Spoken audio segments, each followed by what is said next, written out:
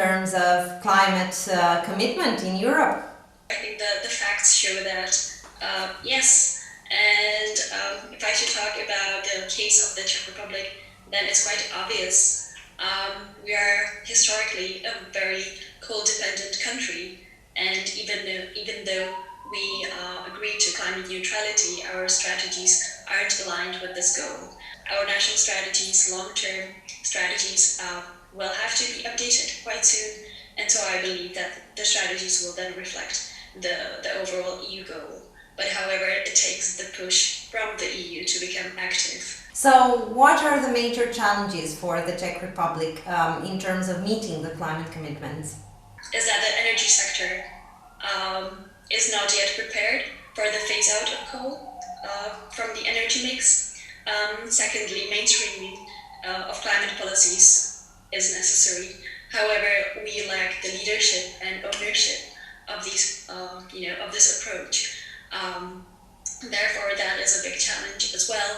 And thirdly, I guess the institutions aren't yet reflecting the challenge that we are facing, and the Ministry of Environment is not in such a strong position as to somehow push its agenda on the Czech economy as such. Do you think there are coordination issues in terms of creating these integrated action plans that we are discussing nowadays in terms of energy and climate?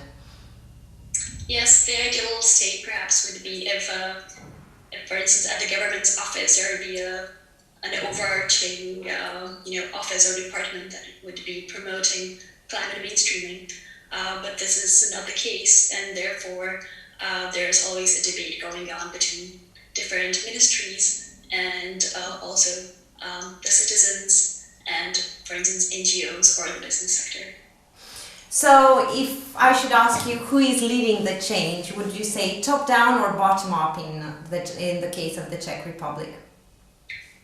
Unfortunately, it's definitely top-down.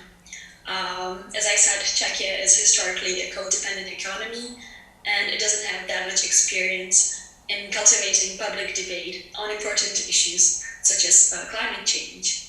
Would you say there is a tension in the case of the Czech Republic between its economic development goals and the climate action pathway?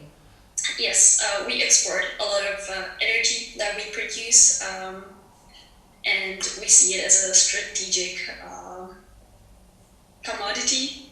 So definitely yes. And also, as I said before, I think what is missing is this push from the government that would say that yes, we have to face a challenge, but we are able to overcome it, and we can overcome it. What do you make of your country's position with regards to such European policies as the carbon adjustment mechanism, for example? Yeah, these newer instruments that are being passed through the European Parliament, and you see often in Eastern and Central European countries an opposition to their implementation. And I don't think the carbon border adjustment mechanism would be a topic where we would disagree with the rest of the countries. But another issue that I think would be more of interest to the Czech government as well as to its citizens is the green taxonomy, or the taxonomy for